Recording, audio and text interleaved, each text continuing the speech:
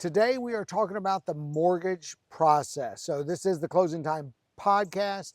If you are not new to the home buying process or maybe a new real estate agent, this might be old information. Maybe you just want to become an expert or really kind of know in detail what to expect if you're about to go through the process, then you should definitely stay and listen. Otherwise, it might not be the episode for you. So why it's important to understand the process is obviously we want to set the right expectations. That's going to help you in negotiations. It's going to help you in planning so that you know, hey, when do I need to give a notice on my lease, or when do I need to put my house on the market? What can I negotiate? What can I get by with? Why is it important to even speak with a loan officer first, and why is that not the first step? So that's kind of what we're going to talk about. Um, I have been in the mortgage business for, oh Lord, 1997. So what's that? 28 years. I've been doing mortgages. Four different companies. I've worked for banks and I've worked for independent mortgage companies. So we could start there, the difference between the mortgage companies. So right now I work for Presidential Bank Mortgage. We are technically a bank, but all we do is mortgages. So we kind of fall under national guidelines for banks. A mortgage company is all they do is mortgage, and they're not under the umbrella of a mortgage or the umbrella of a bank, so they have to have their own licensing and follow different rules, where I follow under the licensing of the actual bank. um, I sell against both. So when I was at the mortgage company, I could tell you why it was horrible to deal with a bank. Now that I'm a bank, I can tell you why it's horrible to deal with a mortgage company. The truth is, it's all about the individual loan officer that you're working with. Sometimes your larger banks, you'll find, might be more conservative, might have more overlays with underwriting, and we'll talk about that. But as far as the actual process for 99% of you, you really should have the same experience, unless it's like a credit union where those loan officers are not paid commission. They're paid a base salary, and they may or may not return your call after 5 o'clock. They're not necessarily worried about whether the transaction closes on time or smoothly. They just simply are fulfilling their job as a bank. Obviously, they're representing the bank, so they want to do a good job, but they're not as accountable as a local loan officer whose reputation, like myself, and we're 100% commission. So we want to make sure that everything goes smoothly. We want to make sure that we honor everything that we offer up front. All our advertisements are going to be true. So that's kind of the difference. So hopefully that's not too confusing.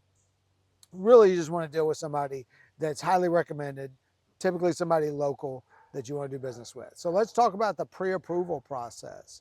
So you do want to get pre-approved, and that doesn't matter how strong you are. Some people that have lots of assets or really strong income, they really wait to the last minute. Well, it's good to get pre-approved.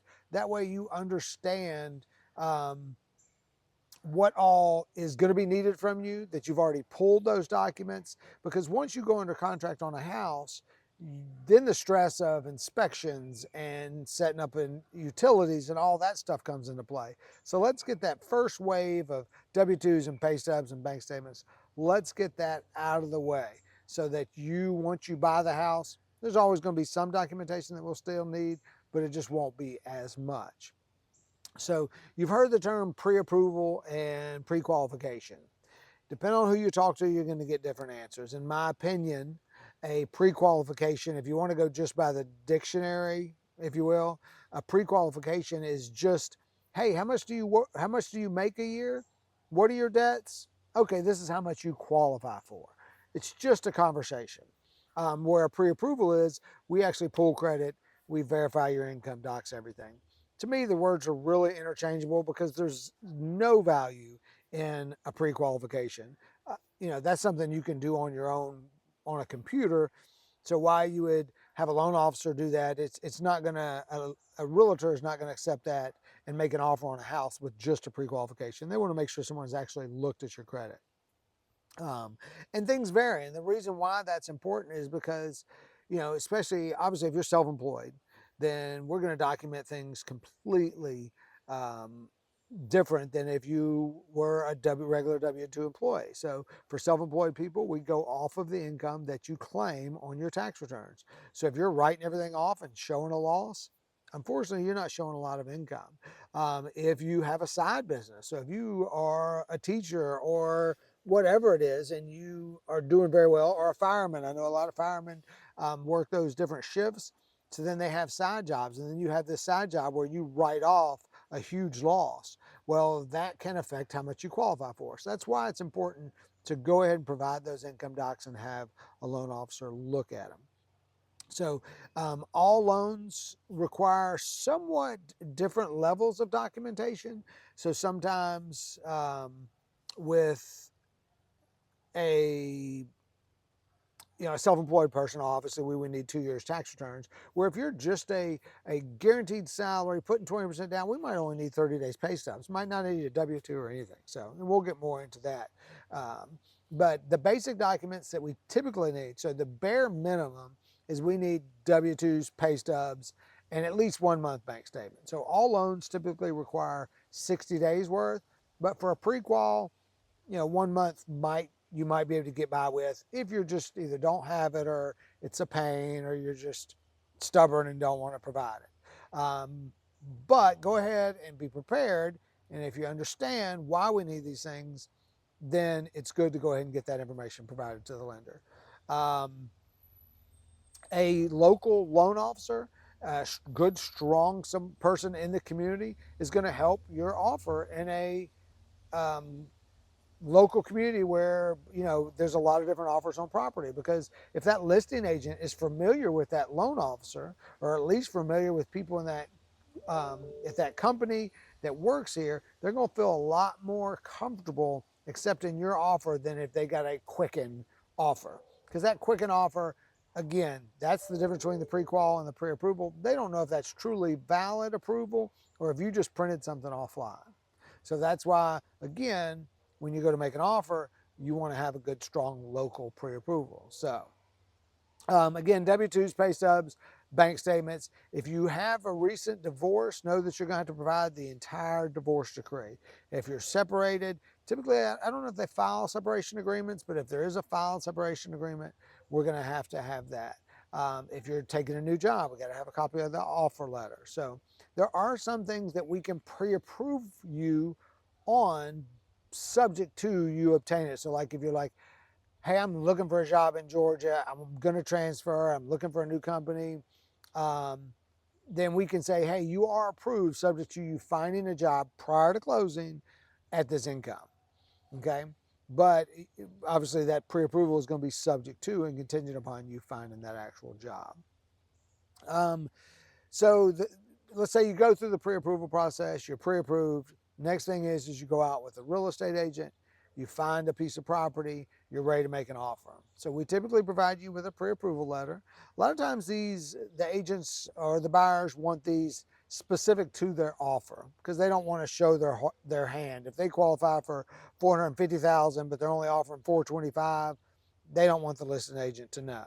Now we are all in the business know that typically people match the pre-approval letter with the offer. So does it carry some weight? I get why people want it because it's a little bit psychological, but it's not a big deal. So typically, initially, we send you a generic pre-approval letter. Hey, this is the most you qualify for, but then we'll adjust it once you're ready to make an offer. Again, another reason why you want to use a local loan officer is because if it's Saturday, you find a house and you want to make an offer Saturday night, then are you going to be able to find somebody at the credit union or Bank of America to answer their phone to adjust that pre-approval letter to match your offer so that you can get that in on a Saturday? If you wait till Monday morning, you might miss out on a house. Interest rates, so we do give you a range of interest rates. Interest rates do vary based on your credit, the loan amount, the amount of down payment, debt to income ratio. There are a lot of factors that actually go into the interest rate. So you will see a range, and typically we give you an interest rate. You're not locked into that interest rate until you have that conversation with the loan officer. Typically, once you've written a contract, typically we encourage people to wait till they're within 30 days. If you feel like we're in a rising interest rate environment, then you might lock. There are extended locks that are longer, but typically we try to encourage people to wait till they're within 30 days to lock in an interest rate.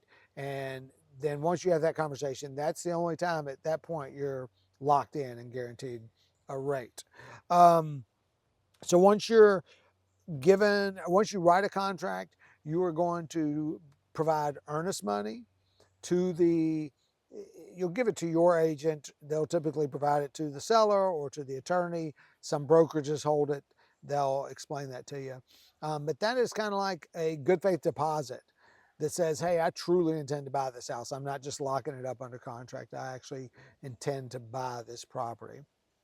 That is a credit to you at closing. So if you give $5,000 earnest money, that's going to go as a credit towards whatever you needed at closing. Okay. Um, we provide, typically we'll do a breakdown for you once I pre-approve you. I'll show you what it's going to look like at different price points. Because remember, if you say, oh, I want to put 10% down, or I want to put 20% down, or I've only got 5%, remember, you're going to have closing costs and escrow prepaids on top of that. Now, you can negotiate for the seller to pay a portion of that, but you can't, it's not guaranteed. There are restrictions as well. They're called seller contributions. The seller can only pay certain percentages. They're pretty high. In the last several years, we haven't gotten close to those, but you do want to be familiar with them if you're asking for $15,000. You want to make sure that you know, because if our loan says that the seller can only pay 2% of your closing costs, but you negotiated 5%, well, that 3% is just left on the table. The seller's not going to give that back to you because they agreed they can't help what the lender did. So you do want to make sure that you understand what that contribution is before you make an offer, before you know what you're going to ask, know what your loan officer's restrictions are. On that, let's see what's next. So the stages. So I'm going to give you my process. I work with a young lady named Kim, and she's basically my assistant. So she's my right hand. We are the upfront. Our job is to collect documents, to prepare everything, all the loan disclosures, get everything ready so that we can submit the loan into processing. So that's the next level when it goes to processing. My processor's name is June. She's in Atlanta. I've worked with her for not 20 years, probably about 15 years. And her job is she's kind of the liaison between us and the underwriter. So based on her experience, she might send an upfront email going, hey, I know this, I might need this, or these are the documents I need. But then once the file is underwritten, it's her job to reach out to you and let you know what the underwriter asked for from you. So the underwriter is going to ask you if you need, an additional pay stub, or maybe there's something on the bank statement that we didn't catch up front. She's going to reach out to you and let you know what it is.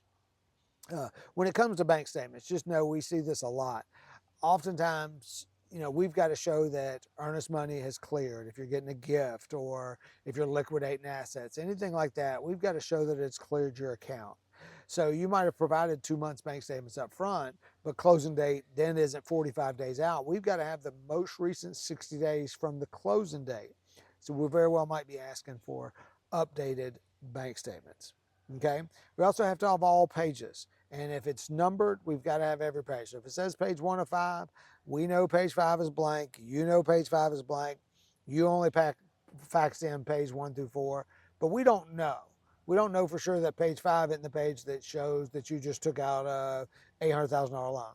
So if it's numbered, we've got to have it. Just know when it comes to all loan documentation, as far as I'm concerned, as far as June's concerned, and Kim and the people on my team, we want to make this as smooth and hassle-free as possible. So we're not just asking for stuff just willy-nilly.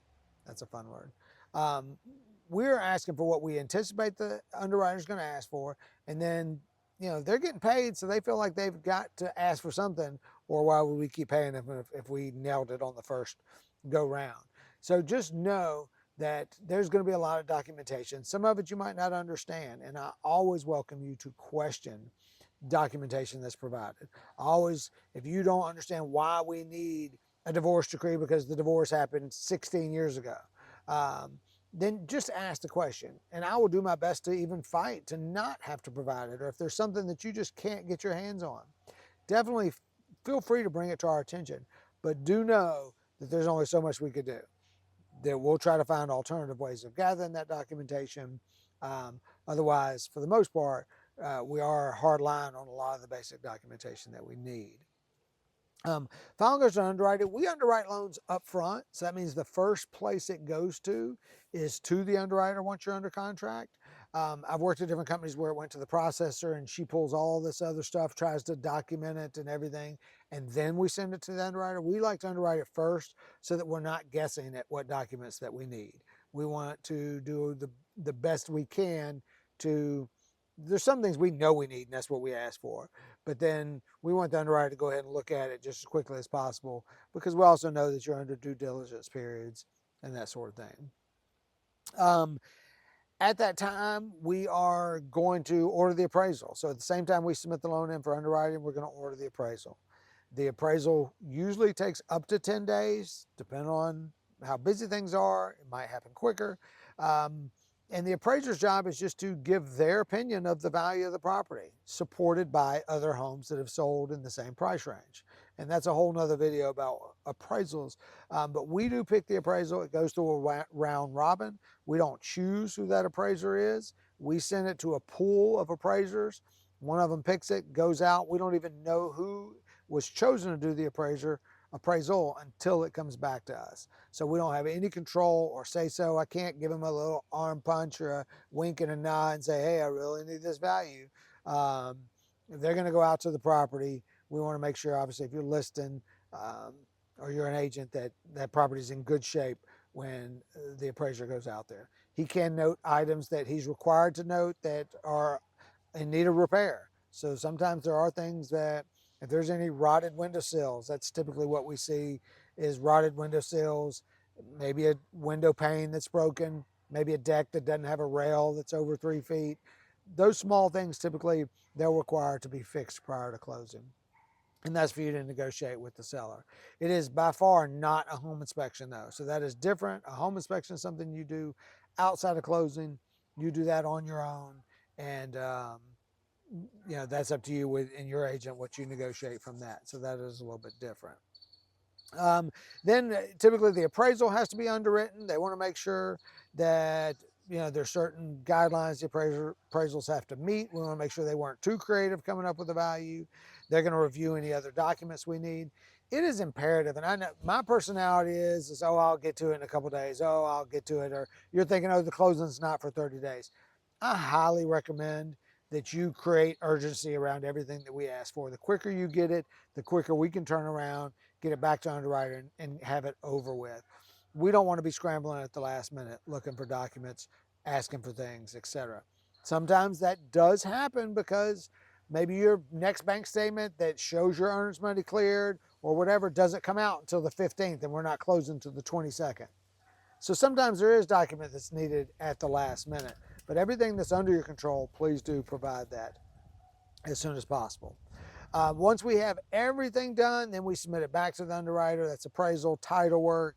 The attorney does the title work to make sure who's selling you the house actually owns the house and that there's no liens that are just going to roll with the house. So we make sure the house has a clear title. All that goes back to our underwriter, and that's when we get the clear to close. That is the golden words because that means we're done. That means it's at the finish line. Sometimes you can get a clear to close with a subject to closing condition, like maybe an amendment that didn't have a signature. We might allow that to be signed at closing. Gift letters, or not gift letters, but gift funds. Sometimes that happens the day of closing. So you might get a clear to close, but still need to document one or two things that we know are happening at the last minute. Let's talk about closing day. So closing day, one thing that you do have to know is that funds have to be wired to closing. All right, they will take a personal check up to $2,000. I think legally it might be $5,000, but all attorneys are different. If it's over $2,000, I'd be prepared to wire it. And make sure you get those wiring instructions definitely from the attorney. You need to initiate that contact. You know, if somebody just sends you an email with the wiring instructions, wire fraud is big over the last few years, where they're just changing one letter in the email address, hacking into their system, sending out fake wiring instructions. So make sure you protect your assets. That's not very easy to get back if you can at all. So make sure you call the closing attorney and get your wired instructions. We'll provide that amount, the CD, the closing disclosure. We have to provide that to you 3 days prior to closing. And it's still just an estimate. It's not the final number, but it should be a pretty darn close estimate. It should have all the title fees and everything on there that we've kind of firmed up. But there are still adjustments that are made at the last minute. But it should be within $1,000 in my opinion. And so then you set your wire up. You want your wire to go out the day prior to closing. And then the closing happens at an attorney's office here in the state of Georgia. Um, you and your agent and the sellers will decide what time and what day. You typically write a date into the contract. That's typically when we close. If ever you want to move up a closing, then you need to get all parties to agree, as well as the lender. We need to know that you're moving the closing up. If there's ever delay, same thing, you got to get all parties to agree. um, and obviously, a delay is a little bit more difficult than a move up. Typically, people are excited on a move up, but then if whoever's selling you the house is not, um, if they're buying a house too, they might not be able to move it up. So again, that's just conversations you need to have. Don't assume anything in this process. Just make sure you ask questions. You go to the attorney, you sign all the documents, and that is the only time you are obligated to get this mortgage or buy that house. All right, so you do write a contract. It is a legal and binding agreement. Typically the only thing you stand to lose is your earnest money if you just walk away. Technically, the seller can sue you for failure to or breach of contract, but that just rarely happens. They would just keep your earnest money.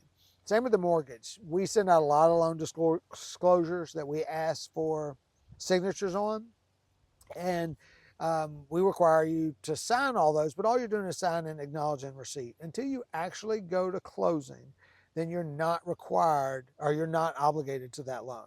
When you sign it with the documents, then you walk out of that office, then he's filing those documents with the courthouse, and it is official at that time. You own that home, you own that mortgage, you own that refinance, whatever that might look like. Some tips and common mistakes: don't open any new debt. A lot of times we want to go furniture shopping. If you can, if you're super strong, have tons of assets, perfect credit, 25% down, all that good stuff, can you go out and buy furniture and not affect things? Yeah, most likely. If you're on the border, if you're a first-time home buyer getting down payment assistance, if your debt to income ratio, if you're stretching, anything like that, do not make any new purchases. Don't quit your job, because we have to verify employment within 24 hours of closing. So typically the day of closing, we have to call your employer and verify that you still work there. Don't change jobs. Don't quit jobs. Um, and don't open new debt, and don't spend any money if you can. Try to spend cash. If you're self-employed and you get cash, try not to use the cards. Just kind of spend your cash. Again, be prompt with documentation. That's very important. Um, Let me go back. I'm just kind of going to touch on some things. I'll slow down a lot. I feel like I've been speaking really fast. Important things is please just understand, we know that it feels a little invasive, some of the documents we ask for. We see that you have an 800 credit score. We see that you have $500,000 in the bank and you could pay cash if you want to. But unfortunately, most of these loans are secured by Fannie Mae or the VA or FHA, and they write the guidelines. So it is not me, it's not my company that's deciding on how we want to document that loan. Now, two different companies can interpret things a little bit different, but for the most part, bank statements, pay stubs, W-2s, that are items that we have to need, or that we're going to need. Bank statements is probably the biggest irritant, I would say, because people will often tell their agent, I sent it to them twice. Well, we do not lose documents. I can 100% assure you, I don't know that we've ever lost a document. So either you did email it and maybe I missed it, so just calmly bring it to my attention. Let me search my email and find it. Or you sent a bank statement that maybe wasn't exactly what we needed. Maybe we needed 30 full days from the last bank statement and yours only covered a 2-week period, or maybe there was a gap. where there's a 2-day gap in the bank statements when sometimes people go in and print them themselves. So there are reasons why you might have felt like you provided what we asked for, um, but it wasn't necessarily what we needed. And also keep in mind, when you do provide documentation, sometimes there's something on that documentation that makes us ask for something new. So if then you do provide that bank statement and we see $250 drafted by Wells Fargo, we might ask, did you get a new car loan or what is this? Or sometimes child support shows up on a bank statement, alimony, different things like that could have us ask for new documentation. Same thing with the pay stub. If all of a sudden you've been working 40 hours a week, but then the 2 weeks prior to closing, you decided to take a week off so you could pack, but you're an hourly employee and we're averaging income because you get overtime, anything like that, that could cause problems and definitely going to cause questions. So if you are hourly, overtime, anything like that, nurses, you want to make sure that you're working those full shifts all the way up until closing time. So it can cause a problem. And then bank statements, large deposits is a big issue. Anytime you have large deposits in your account, we're going to want to source and document it. I know that we all feel like I'm putting $50,000 down. Why do you care where it comes from? Well, we do. There are statistics that show that people that use their own money are less likely to foreclose based on, as opposed to people that borrow it or get a gift or whatever. So it is important to the process that we document it correctly, because it does weigh the underwriting decision. Somebody with a 600 credit score and a gift is not as strong as somebody with an 800 credit score and a gift, or a 600 credit score and all of their own funds might look better than a 650 credit score and a gift. You see what I'm saying? So all of these different factors are weighted into the pre-approval process. So again, make sure you have a good line of communication with your loan officer. Be thorough up front. The more you can do up front, the easier it does. You really don't want surprises at the end. You want to make sure you understand how much money you're going to need at closing. Remember, it's not just that down payment. It's not just 5% or 10% down. Make sure if you're reading advertisements on this is the payment, or if you calculate it yourself, did you calculate the taxes and insurance? Did you include that in your payment? Are you even aware of what current interest rates are? Make sure you're factoring it based on the current interest rates and not a rate that you thought it was, or the last time you bought it was at 4%, so you still use that number. And then PMI, private mortgage insurance, we didn't really talk about that, but if you're putting less than 20% down, sometimes there's a mortgage insurance that is also part of the payment.